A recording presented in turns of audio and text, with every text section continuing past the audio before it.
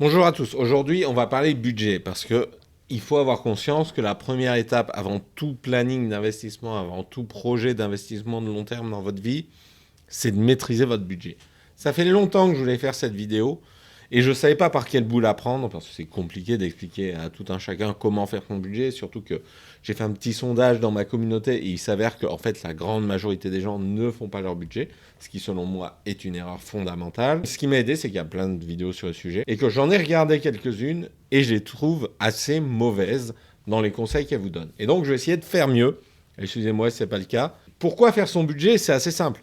Si vous ne maîtrisez pas ce qui sort de votre budget quotidien, vous n'allez jamais être capable de planifier quoi que ce soit dans votre vie. Moi, je fais mon budget depuis très longtemps. Bon, il s'avère que mes parents faisaient ça. Mes parents étaient pas très à l'aise financièrement. Je me rappelle très bien quand j'étais gamin d'avoir mes parents qui gardaient tous les tickets de caisse, qui notaient tout sur un cahier, qui vérifiaient tout dans leur relevé de compte et qui savaient comme ça à peu près où ils en étaient avant qu'Internet arrive. Aujourd'hui, on a Internet, on peut regarder tous les jours où on en est dans son budget. Et le problème, c'est que souvent, on considère que c'est suffisant.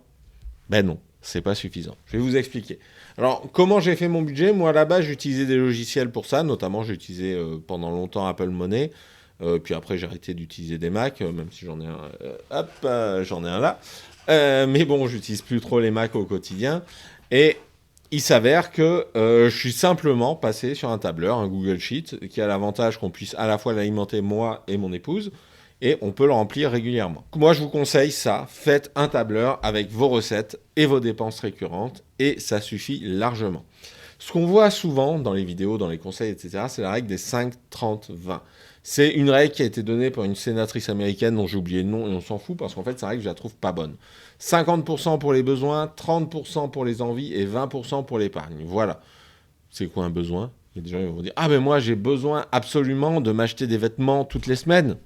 C'est un besoin pour moi. C'est quoi une envie? Déjà, 20% pour l'épargne, je trouve que c'est faible.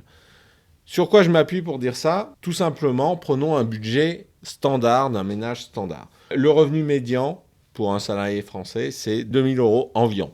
On va dire 2 000 euros pour simplifier la vie. On va dire donc qu'un ménage moyen, c'est 4 000 euros de revenus mensuels. Admettons. Je vais prendre ça comme revenu de référence. Évidemment, si vous êtes au SMIC, ça va vous paraître énorme, et c'est vrai.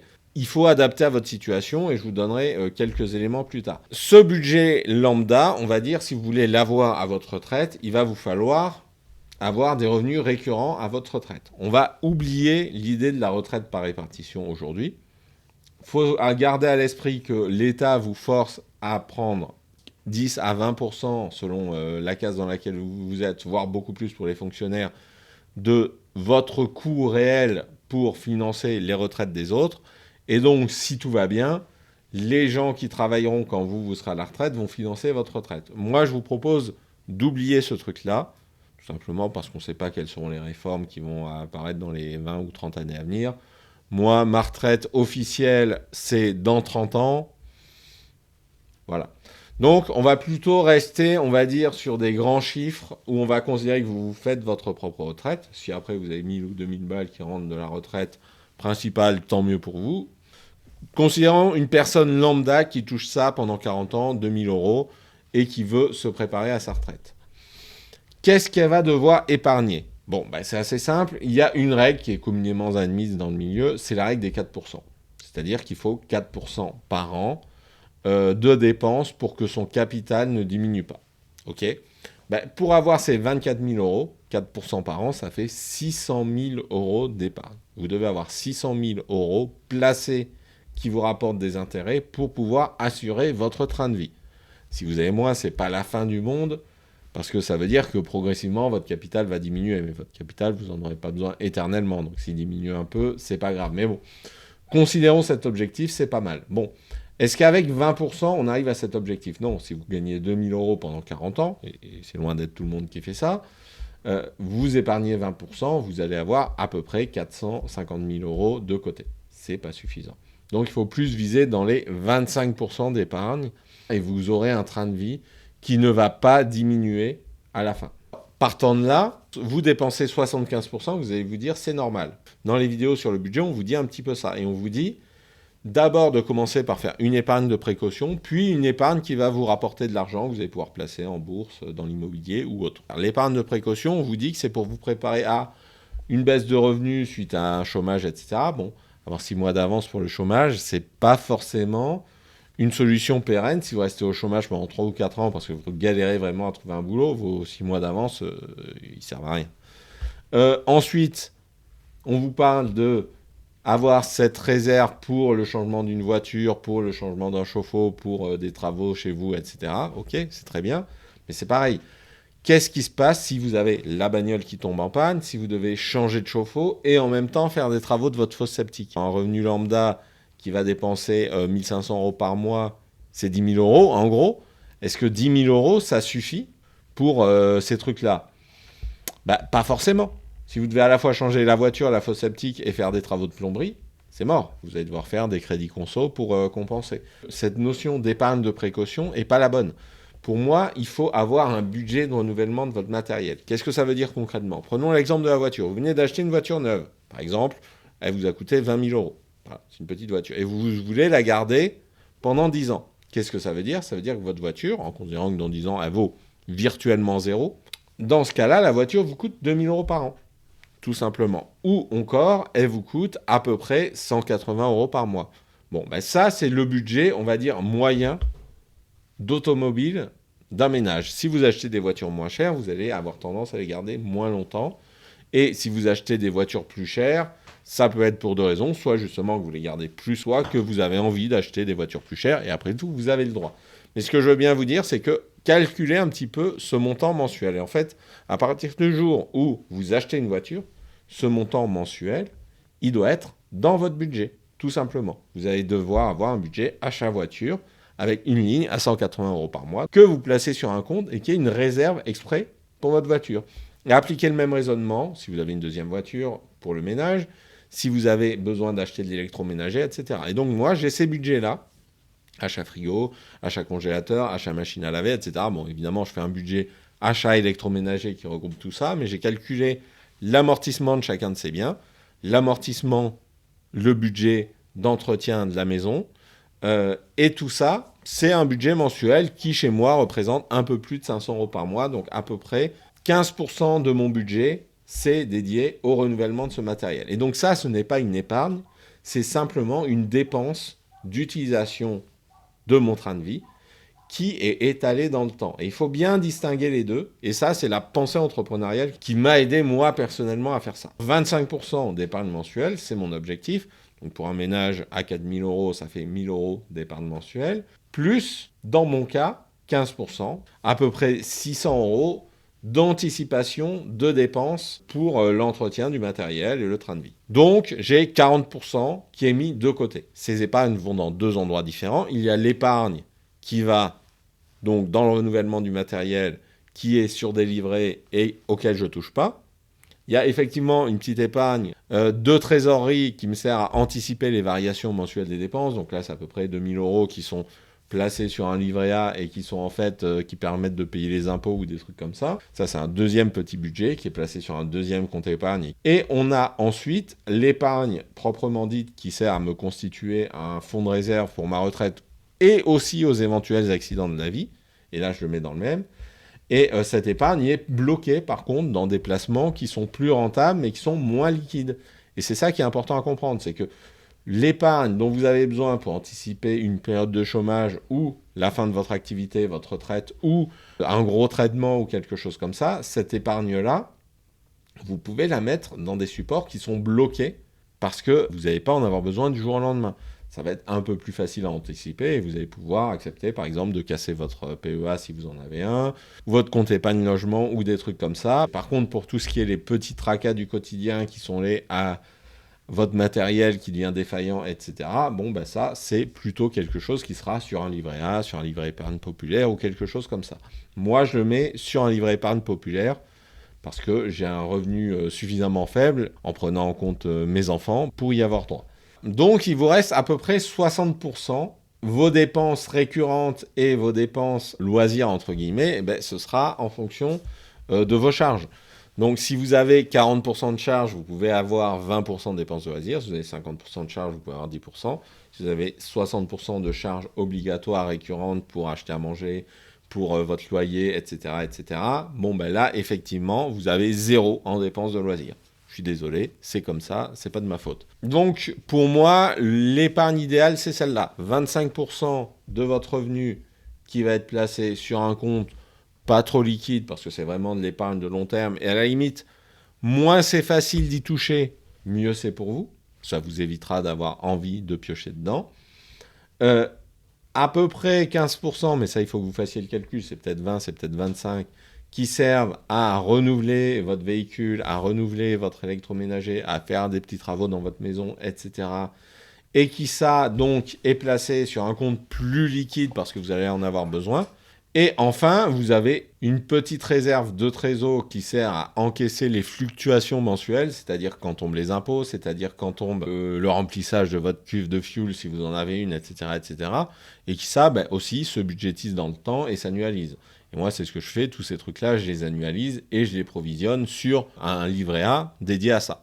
Partant de là, vous avez une idée du budget général. Quels sont les leviers d'action pour se rapprocher de ce budget idéal que je suis en train de vous dessiner ? Justement, c'est de faire les budgets des différents postes mensuels en alimentation, en assurance, en habillement, etc., etc. Tous ces postes-là, faites un budget mensuel pour voir lesquels vous semblent cohérents et vous semblent pas cohérents. Et ça, c'est vraiment très personnel comme opinion. Moi, par exemple, je faisais pas trop cet exercice-là. Au début, je faisais vraiment mon budget à la louche, comme je vous ai dit. J'avais loupé plein de choses. Et quand je me suis mis à vraiment passer sur un tableur et vraiment faire le détail des dépenses, par exemple, j'avais énormément de frais d'assurance qui avaient augmenté avec le temps, que j'avais pas trop repéré. Et j'ai pu réduire quasiment de 30% mon budget assurance, notamment en réduisant la mutuelle, parce que j'avais une mutuelle qui était largement surdimensionné par rapport à mes besoins. Et en gros, j'investissais 300 ou 400 euros par an de plus que ma mutuelle actuelle pour économiser 100 balles de dépenses. C'est un calcul à faire. Voyez comment réduire vos dépenses courantes. Il y a plein de leviers, ça dépend vraiment de votre situation à vous. Je ne vais pas pouvoir vous donner des conseils délirants, mais moi, j'essaye d'être assez minimaliste dans mes dépenses obligatoires. Donc, chauffage au bois, oui. Immobilier pas cher parce que j'habite à la campagne et j'ai fait exprès d'aller à la campagne comme je peux travailler à distance. Ça a impliqué que ma femme change de boulot. Bon, comme elle n'avait pas un salaire énorme et que ça ne la dérangeait pas plus que ça de changer de branche, elle a changé de branche, voilà. Ce qui fait qu'on a beaucoup économisé sur les dépenses obligatoires de logement. Je pense que si vous êtes dans la tranche médiane, c'est-à-dire on va dire entre 1500 euros et 2500 euros de revenus par mois, donc par personne qui travaille. Ces chiffres que je vous ai donnés, les 25% d'épargne, les 15% de budget de précaution et les 45% de dépenses entre guillemets obligatoires, je pense que c'est relativement correct, que c'est relativement la norme et il vous reste à peu près 15% de votre budget pour vos loisirs. Ce qui fait donc, si vous êtes à 2000 euros par mois, 300 euros par mois. Voilà. Si vous dépensez plus, j'en suis désolé. Moi, ça me paraît être relativement pertinent. Si vous êtes beaucoup moins, si vous êtes au SMIC, etc., il va falloir réfléchir. Soit c'est une situation qui est subie, et dans ce cas-là, il va falloir utiliser tous les leviers que vous pouvez pour sortir de cette situation-là. Soit vous pensez que c'est une situation de long terme qui, même si elle est subie, ne pourra pas être changée.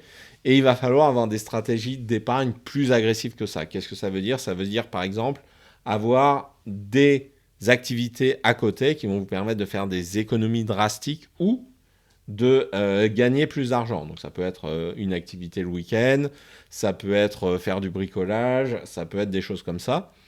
Une très bonne stratégie quand on est dans cette situation-là, c'est de faire de l'achat-revente de résidence principale, c'est-à-dire que vous achetez une résidence principale dans laquelle il y a beaucoup de travaux à faire, vous la rénovez quand vous habitez dedans, vous la revendez, vous n'êtes pas imposé sur les plus-values et vous continuez. Ça, c'est une stratégie que tout le monde peut faire, mais c'est plus indispensable d'avoir ce genre d'optimisation quand vous êtes au SMIC, quand vous avez des bas revenus.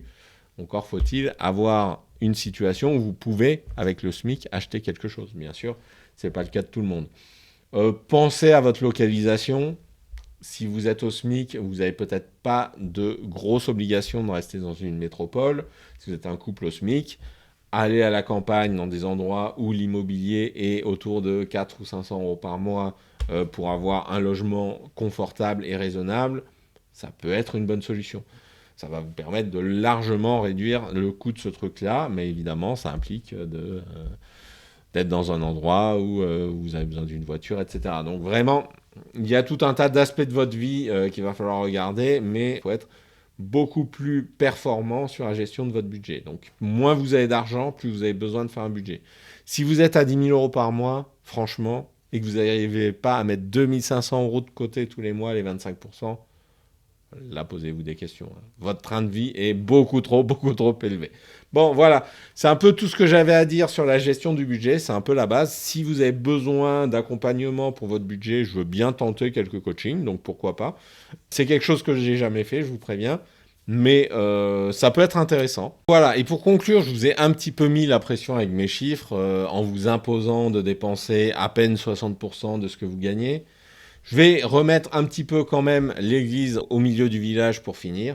Sachez que l'épargne moyenne des Français, alors j'ai trouvé que les chiffres de 2017, en tout cas des chiffres assez détaillés pour pouvoir en tirer une conclusion. Les moins de 30 ans en 2017 épargnaient 1 600 euros par an, ce qui représentait 8% à peine de leur budget. Donc ça, c'est assez intéressant de se dire que quand on démarre dans la vie professionnelle, la plupart des gens épargnent beaucoup moins.